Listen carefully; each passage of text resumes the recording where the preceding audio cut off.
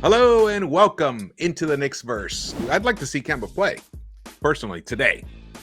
Yeah, as we were saying that on previous broadcasts, we were looking at it from a GM and an analyst standpoint, and it could seem harsh, but we were just talking about how the Knicks could win.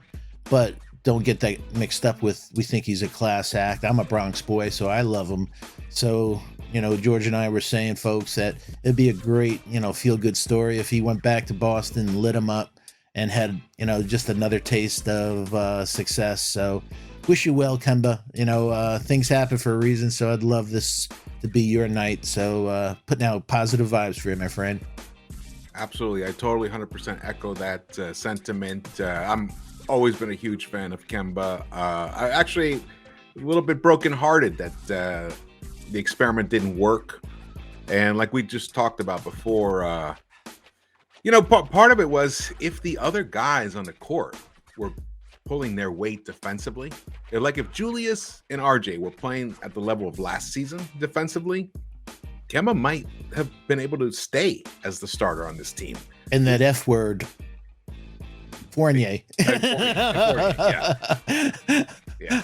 But Fournier, he is what he is. But I just meant that even if they RJ and Randall played like that, Fournier was really the linchpin to take him down, because you just, we've talked about it. So if we had another option, we could possibly, as George was talking about, disguise Kemba in the backcourt, but we couldn't, and he was exposed, and it's a shame. Like I said, really, you could see how the players love him. Let's talk a little bit about Kemba Walker and what his possible future is in the NBA.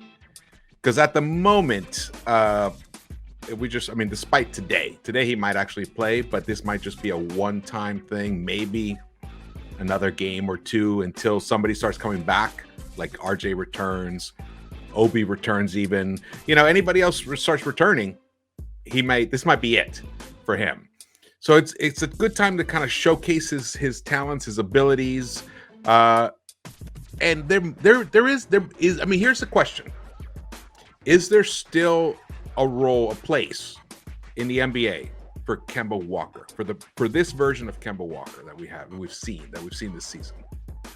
I think there is, but I think it's more toward the second half of the season, where somebody picks him up and just says, you know what? And as you were touching on, George, that we have a team that has a good defensive team that we can disguise this guy, but he's a microwave. If Kemba gets in his groove, he's very streaky. He's a very dangerous guy. If we can get him, at the end of the season, toward the end of the season, we'll pick him up, but he could be very valuable to come in. And because he's, like we said, a class act, he's not going to ruin team synergies and stuff like that. He's well liked in the locker room. He could come in the right situation and help a team. We're a young team, and we're relying on him to be the Charlotte Kemba. Other teams who could just rely on him not to just be a guy who could light it up for a short period of time, that's where he could be very valuable to somebody else. Yeah. Unlike Thibodeau's attitude about Kemba just being a starter, like he doesn't see him as a second unit point guard. Other teams wouldn't necessarily have that attitude. Thank you. Exactly. Yeah. And that's where his value may come in. And hopefully for us, hopefully for him, first of all, we wish him the best. So we'd like to see him, try to get that opportunity. But also for us, we love our Knicks, that, whether we can have somebody absorb his salary and also maybe get something back, a second round or something like that, add to our asset pool. Yeah. Well, even at this point, that would be nice, obviously. At this point, I think we owe it to Kemba as an organization to find him a good landing spot. He's a class act. He's acted in such a classy way, and he's kind of a little bit of the Theo cheering on the bench. Literally. Just a positive force, and that should be rewarded. Some of the places that I've been thinking about, and I've read a few things, there really isn't anything that there's no traction right now, other than one particular rumor that we're going to touch on next. This 3-team possible. It's just kind of almost like it's a pure rumor. It's what it is. I was hoping that the Lakers would have maybe picked him up if they didn't pick up IT. Lakers would have been. I was thinking about them. Yeah. The other. There's like 3 other teams that kind of make some sense. One of them is the Sixers. The possibility. Of course, they have the Ben Simmons situation. Ben Simmons is not going to play for the Sixers ever again, and they're going with they got IQ's former Maxey from Kentucky, who's starting. Who's having a wonderful season so far. Absolutely, but other than that, they don't really have a qualified point guard with experience that can really lead that team when needed. Walker might be a nice fit there, and they can hide him defensively. Yeah. That's Thibault. Yeah, they have some wonderful guys. Even Tobias, Drummond. They're more constructed in a way where they can take advantage of Kemba Walker's assets, what he brings to the table. So that's a possibility. Not too many trades ever happen between the Sixers and the Knicks, especially in season. So, but in this case, if they just take the attitude of, hey, let's find a good home for Kemba, he deserves to play. Let's see what we can do. I would hopefully that because of the way he's acted, that talk to his agent, have the agent contact, talk to Kemba where he thinks the best fit is, and let them see if they can do something. Yeah, and he's a proven scorer, and that's something that the Sixers definitely need. Their offense has been, their offense needs a little bit of help, and he could provide that. He could be like the microwave that you were talking about, and also a settling force for the young guys on that team too.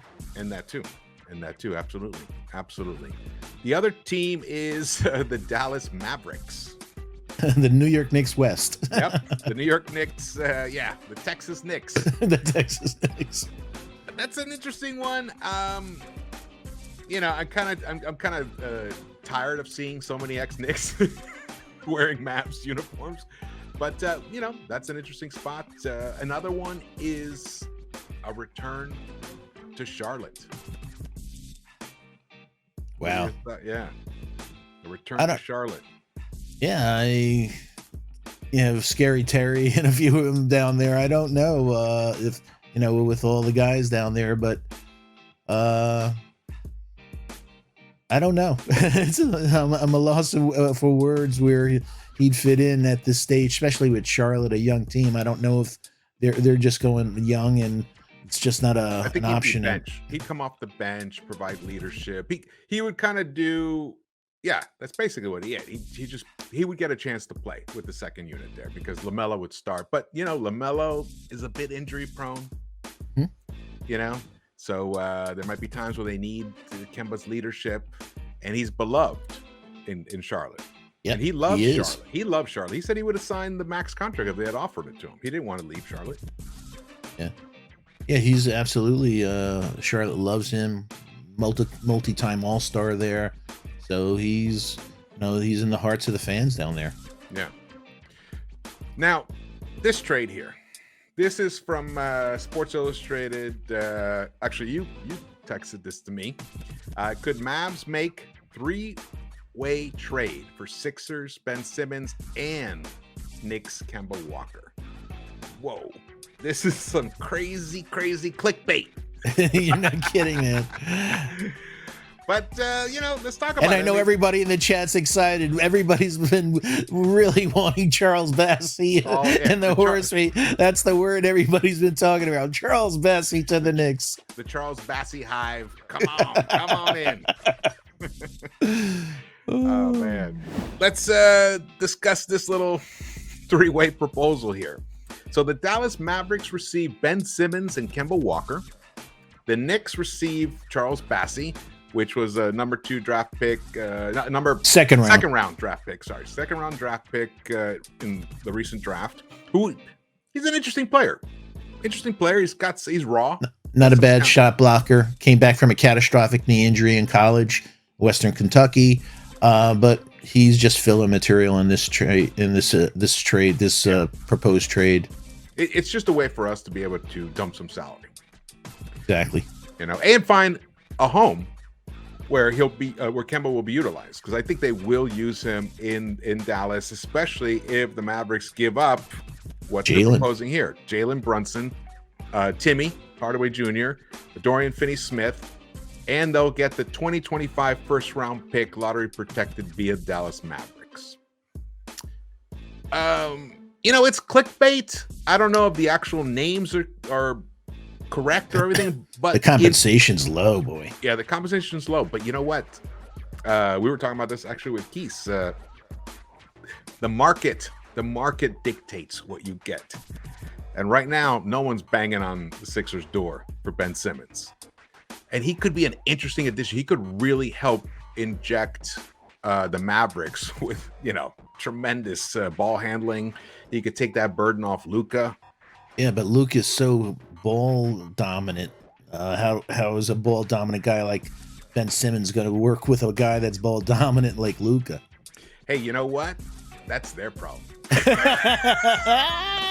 Yeah, that's a nice problem. Let's get him out of the Atlantic Division, and I'm fine with it. Exactly. I mean, Jason Kidd, if anyone can figure it out, I mean, it's a guy like Jason Kidd, because he was pretty talk about ball dominant.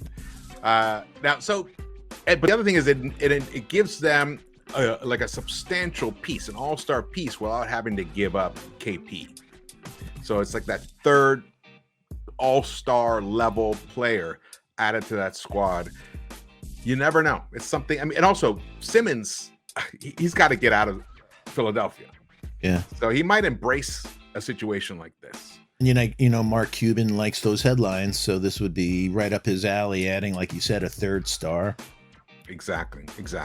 So I'm not sure about this exact trade, but it looks like a multi-team trade is the way that Ben Simmons has the best chance of the Sixers have the best chance of moving Ben Simmons, and if this involves, and then that's a way for us to get involved with Kemba Walker. So let's hope Kemba has a good game tonight. Let's hope whoever plays for the Knicks obviously has a great game tonight. Yeah, because it may be their last before they leave for COVID. Exactly.